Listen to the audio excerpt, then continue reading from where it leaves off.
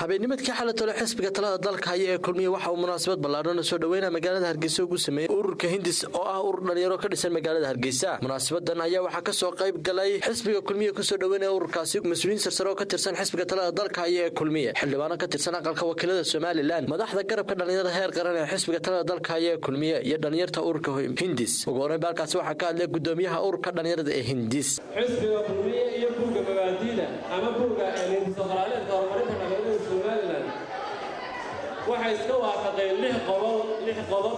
xildhibaano ka tirsan aqalka wakiilada Soomaaliland iyo xogayaha abaabka iyo wacyigelinta garabka dhalinyarada heer qaran xisbiga kulmiye Liibaan Ismaaciil oo goobta ka hadlay ayaa yidhi inaad si sharaf leh oo karaamo leh ugu hawlgashaan waxa dhici karta in aflagaado iyo waxyaalo aynaan u qalmin inay dhacaan, laakiin waxa laga rabaa maadaama aynu inagu taladii dalka hayno dulqaad gaar ah baa laynaga rabaa, waxa laynaga rabaa mas'uuliyad gaar ah. haddii laydin shiido, haddii laydin afgaad intaba inaad u samirtaan baa la rabaa, dadaalkana halkaa ka sii wadaan. runtii dhallinyaradana mid baan odhanayaa oo qabyaalad meella lagu gaari maayo. saddexaad ee uu kulmiye ka duulay 2010kii wuxuu ahaa in dhallinyartu qabato xilalka qaranka. maanta waxaynu ognahay in ka badan dhowr iyo 40 mas'uul inay dawladdii kulmiye ka dhalatay 2010kii ay ka yihiin xilal oo uu ugu dambeeyay Sharmaake Geelo maanta hay'adda shaqaalaha dawladda. waa halku kulmiye dhalinyarta ka taagnaa xilliga. maantana kulmiye isagoo taa ka duulaya wuxuu ka dhigay barnaamijkiisa tiirka koowaad ee 7 tiir ee barnaamijyada ka xisbigu ka kooban yahay. tiirka koowaad wuxuu noqday dhalinyarta.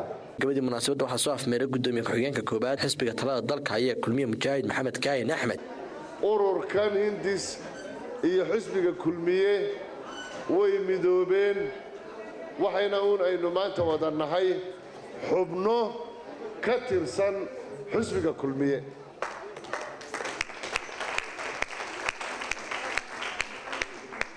laydinkama laha sideedabana dhaqan buu leeyahay xisbiga kulmiye oo ah dadka ay midoobaan, dadka ay isku biiraan, inaanay qariib ku noqonin oo qolo ka horraysay oo kulmiyihii aanay xisbiga ugu talin. kaasaaba ayaa ka mid tihiin, taladiisaa ka mid tihiin, maamulkiisaa ka mid noqonaysaan, golayaashiisaa ka mid noqonaysaan. Luqmaan Maxamed Faarax, Bulsho TV, Hargeysa.